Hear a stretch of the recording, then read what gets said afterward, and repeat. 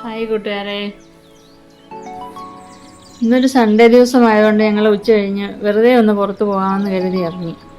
നേരെ പോയത് ചൗക്കാൻ സൈഡിലേക്കാണ്.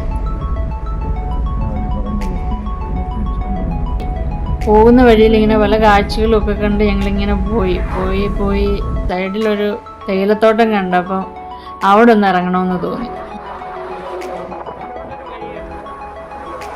ഈ പോകുന്ന വഴി മൊത്തം തേയിലത്തോട്ടം, ഒരുപാട് തേയിലക്കാടുകളുണ്ട് ഇവിടെയൊക്കെ. ഇപ്പം കൊളുന്ത് നുള്ളുന്ന സമയമൊന്നും അല്ല, അപ്പോൾ നമുക്ക് കയറി അകത്തൊക്കെ കണ്ടിട്ട് പോകാം. അങ്ങനെ ഞങ്ങൾ അവിടെ ഇറങ്ങി പതുക്കെ അതിൻ്റെ ഇടയിലൊക്കെ ഒന്ന് കയറി. നല്ല രസമാണ് കാണാൻ, നല്ല പച്ച പിടിച്ചിട്ട് നോക്ക് എന്ത് ഭംഗിയാണ്. നല്ല വൃത്തിയാക്കിയിട്ടിരിക്കുക. ഇപ്പം ചില സമയത്തൊക്കെ കാടുകളായിരിക്കും നമുക്ക് കയറാൻ ബുദ്ധിമുട്ട് തോന്നും. എങ്കിലും അതിൻ്റെ ഇടയിലൊക്കെ പോകാൻ നമുക്കൊരു പേടിയാണ്, കാരണം എന്തെങ്കിലുമൊക്കെ ജീവികൾ അതിൻ്റെ ഇടയിലൊക്കെ ഉണ്ടോ എന്ന് നമുക്കറിയത്തില്ലല്ലോ. അങ്ങനെ ഞങ്ങൾ ആ കാഴ്ചകളൊക്കെ ഒന്ന് കണ്ടു. ഇത് കഴിഞ്ഞപ്പം എനിക്ക് അതിൻ്റെ ഇടയിൽ കൂടെ ഒക്കെ ഒന്ന് നടക്കണമെന്നൊരാഗ്രഹം തോന്നി. അപ്പോൾ ഞാൻ ഇതിൻ്റെ ഇടയിൽ കൂടെ ഒക്കെ അങ്ങോട്ടും ഇങ്ങോട്ടും ഒക്കെ ഒന്ന് നടന്നു.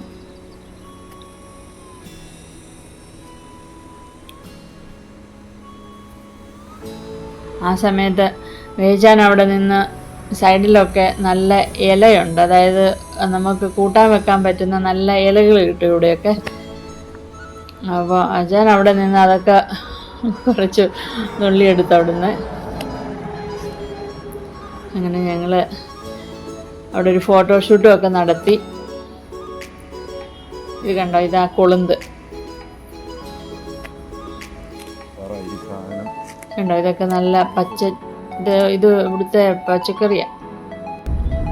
അപ്പോൾ ഞങ്ങൾ അവിടുന്ന് അതൊക്കെ ശേഖരിച്ചുകൊണ്ട് വീണ്ടും അവിടുന്ന് ഇറങ്ങി നേരെ പോയത് ഞങ്ങളൊരു നദിക്കരയിലേക്കാണ്. നദിക്കര ചെന്നപ്പം അവിടെ ആവശ്യത്തിന് ആൾക്കാരൊക്കെ ഉണ്ട് ഇന്ന്, കാരണം ഇന്നൊരു സൺഡേ ആണല്ലോ. അപ്പോൾ എല്ലാവർക്കും കിട്ടുന്ന ഒരു ഒഴിവ് സമയമായതുകൊണ്ട് കുടുംബമായിട്ടൊക്കെ ആൾക്കാർ ആസാമിൽ നിന്നൊക്കെ കറങ്ങാൻ വരും. അപ്പോൾ അവിടെ ഇവിടെയൊക്കെ ആയിട്ട് ആൾക്കാരിങ്ങനെയൊക്കെ കൂടിയിരിപ്പുണ്ട്. അപ്പോൾ ഞങ്ങൾ വണ്ടിയൊക്കെ അവിടെ സൈഡ് ചെയ്തതിന് ശേഷം നദിക്കരയിലേക്ക് പോയി. നല്ല രസമാണ് കാണാൻ ഇവിടെയൊക്കെ. ആ നദി, അതിൻ്റെ മേളിൽ കൂടെ വണ്ടികൾ പോകുന്നതൊക്കെ കാണാൻ നല്ല ഭംഗി. അപ്പോൾ ഈ നദി കണ്ടോ, അത് ദൂരെ കാണുന്നത് റിസോർട്ടാണ്. ഇവിടെ ഇഷ്ടം പോലെ റിസോർട്ടുകളുണ്ട്. നദിയുടെ സൈഡുകളിൽ ഇഷ്ടം പോലെ റിസോർട്ടുകളാണ്, ചെറുതും വലുതും ഒക്കെ ആയിട്ടുള്ള. കാരണം ഇവിടെ ഇഷ്ടം പോലെ ടൂറിസ്റ്റ് വരുന്ന സ്ഥലമായതുകൊണ്ട് റിസോർട്ട് നല്ലൊരു ബിസിനസ്സാണ് ഇവിടെ.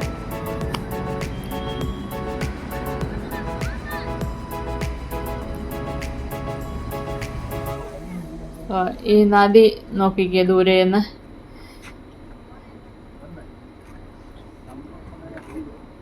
ഈ നദിയുടെ പേരറിയാമോ? ഇതിനെ തെങ്കാപ്പാനി എന്നാണ് വിളിക്കുന്നത് ഇവിടെ ഉള്ളവരൊക്കെ. തെങ്ക എന്ന് പറഞ്ഞു കഴിഞ്ഞാൽ പുളിയെന്ന അർത്ഥം, പാനി എന്ന് പറഞ്ഞാൽ വെള്ളം, അന്നേരം പുളിവെള്ളം എന്തെങ്കിലും ആട്ടോ അവർ പറയുന്നത് തെങ്കാപ്പാനി എന്ന്. ഈ നദി കാണാൻ നല്ല ഭംഗിയാണ്. അതിൻ്റെ മധ്യത്തിലൊരു ചെറിയ ഐലൻഡ് പോലെ ഉണ്ട്, ഒരു ചെറിയ രണ്ട് വശത്തൂടെയാണ് നദി ഇങ്ങനെ വരുന്നത്. ഇത് റോഡിൽ നിന്ന് ഇങ്ങനെ ഭിത്തി കെട്ടി പൊക്കി വെച്ചിരിക്കുക. അപ്പം ആ വ്യൂ കണ്ടോ, നല്ല രസമുണ്ട്. അങ്ങനെ ഞങ്ങൾ നദിക്കരയിലൂടെ ഈ ഭംഗിയൊക്കെ കണ്ടിങ്ങനെ നടന്നപ്പോൾ എന്താ വെള്ളത്തിനകത്തൊരു റിസോർട്ട് ഉണ്ട്. ഇത് വെള്ളത്തിനകത്താണ്, നദിക്കകത്താണ്. ജങ്കാറ് പോലൊന്ന് അടിയിലുണ്ട്, അതിൻ്റെ മേളിലായിട്ടാണ് ഈ റിസോർട്ട് പണിഞ്ഞിരിക്കുന്നത്. നോക്കി ചങ്ങലയൊക്കെ ആയിട്ട് കെട്ടി ബന്ധിച്ചിട്ടുണ്ട്, അല്ലെങ്കിൽ നല്ല വെള്ളം വരുമ്പോൾ എടുത്തുകൊണ്ട് പോകും. ഈ നദിയിൽ വെള്ളം നിറയുമ്പോൾ ഉണ്ടല്ലോ ഭയങ്കര ഭയാനകമായിട്ട് ഈ നദി ഒഴുകുന്നത്.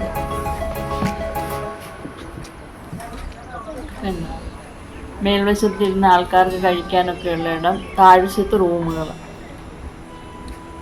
ഉണ്ടോ, വടമൊക്കെ വെച്ച് കെട്ടിയേക്കുന്നുണ്ട്. അപ്പോൾ കാണാനൊക്കെ നല്ലൊരു ഭംഗിയുണ്ട്. അപ്പോൾ നല്ലൊരു ടൂറിസ്റ്റ് പ്ലേസാണ് ഇവിടെ. നല്ല പ്രകൃതി മനോഹരിതമായൊരു സ്ഥലമാണ്. ഇവിടുത്തെ നദികൾക്കൊക്കെ ഉള്ള ഒരു പ്രത്യേകത എന്ന് വെച്ചാൽ നമുക്ക് ഭയങ്കര അടിയൊഴുക്കായിരുന്നു, കറണ്ട് കൂടുതലാണ് നദികൾക്ക്. അപ്പോൾ ഈ വെള്ളത്തിലൊക്കെ വീണാൽ രക്ഷപ്പെടാൻ പാടാണ്. നീന്തറിയാമെങ്കിലും നമുക്ക് കറണ്ടിൻ്റെ ഇതുള്ളതുകൊണ്ട് നമുക്ക് രക്ഷപ്പെടാൻ വലിയ ബുദ്ധിമുട്ട്. കണ്ടോ, ഞാൻ മൊത്തമായിട്ട് കണ്ടു. ഇതാണ് വെള്ളത്തിൽ കിടക്കുന്ന റിസോർട്ട്. ഇതൊക്കെ ഈ കൊച്ചു കൊച്ചു റിസോർട്ടുകൾ, അതൊക്കെ പണിഞ്ഞു വരുന്നതേ ഉള്ളൂ. അങ്ങനെ ഞങ്ങൾ അതൊക്കെ കണ്ട്. അപ്പോൾ അതിൻ്റെ അടുത്തൊരു കുട്ടികൾക്കൊക്കെ കളിക്കാനായിട്ടൊരു ചെറിയൊരു പ്ലേ ഗ്രൗണ്ട് പോലെ ഒരെണ്ണമുണ്ട്. അപ്പോൾ ഞങ്ങൾ അതൊക്കെ ഒന്ന് കയറി അവിടെ ഒരു കുട്ടിക്കൊമ്പൻ നിന്ന് അതിനെയൊക്കെ ഒന്ന് കണ്ട് അതിനെയൊക്കെ ഒന്ന് തൊട്ട് അതൊക്കെ ഞങ്ങൾ സ്റ്റെപ്പ് കയറി.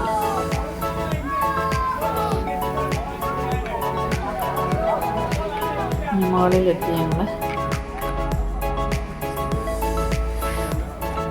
ഇതൊക്കെ റിസോർട്ടായി മേളിൽ കാണുന്നത്.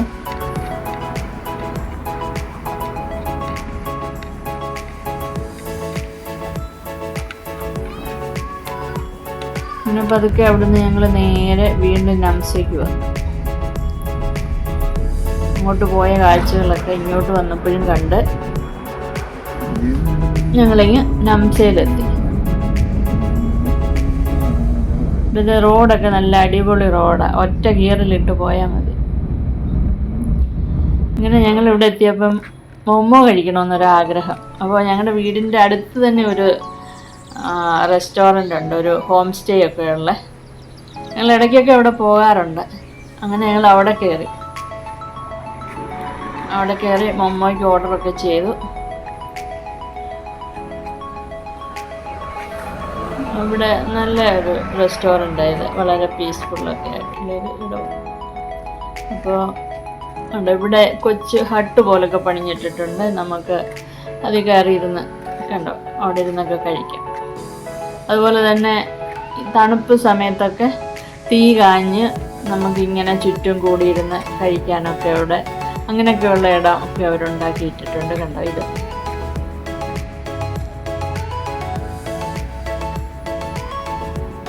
കണ്ടോ, നടുക്കി കാണുന്നത് തീ കത്തിക്കുന്നുണ്ട്. ചുറ്റും ബെഞ്ച് പോലെ പണിഞ്ഞിട്ടേക്കുന്ന നമുക്ക് ഇരിക്കാനൊക്കെ. അങ്ങനെ ഞങ്ങൾ അവിടെ കയറി മൊമ്മോയ്ക്ക് വെയിറ്റ് ചെയ്ത്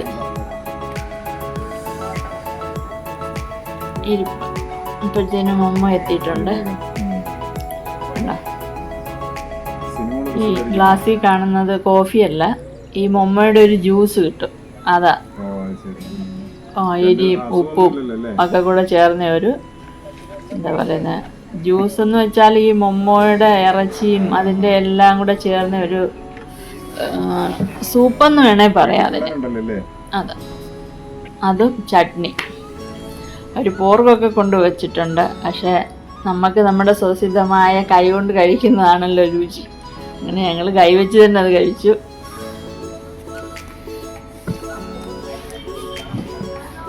ഈ മൊമ്മോയും കഴിച്ച് ആ ചൂടോടെ ആ എന്താ പറയുന്നത് ജ്യൂസും കുടിക്കണം. അല്ലെങ്കിൽ എന്താ ജ്യൂസ് എന്ന് പറയുന്നതിനേക്കാളും നല്ല സൂപ്പെന്ന് പറയുന്നതാണ്, സൂപ്പും കുടിക്കണം. അപ്പോൾ നല്ലൊരു ടേസ്റ്റാണ്. നല്ല സോഫ്റ്റ് മൊമോയാണ് അവരുണ്ടാക്കുന്നത്, നല്ല ഫില്ലിങ്ങും ഒക്കെ ആയിട്ട്.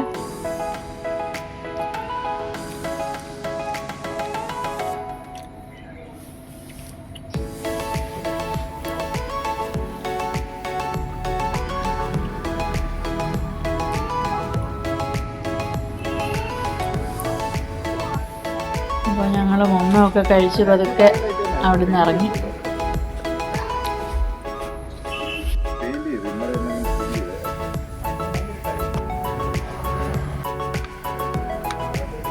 റെസ്റ്റോറൻറ്റിൽ നിന്ന് ഇറങ്ങി പിന്നെ നേരെ പോയത് വീട്ടിലേക്കാണ്. നേരം നന്നായിട്ട് ഇരുട്ടി, ഏതാണ്ട് 7:30. ഇവിടെ നേരത്തെ ഇരുട്ടും. നമ്മുടെ നാട്ടിലെന്ന് വെച്ചാൽ ഒരു 7:30 ആകാതെ നേരം സന്ധ്യയായി തുടങ്ങത്തില്ലല്ലോ.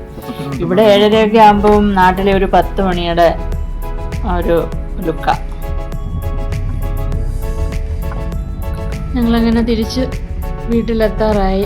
ഡാനി ഇപ്പം ഞങ്ങളെ നോക്കിയിരിക്കുക എപ്പോൾ വരുമെന്ന് കരുതിയിട്ട്.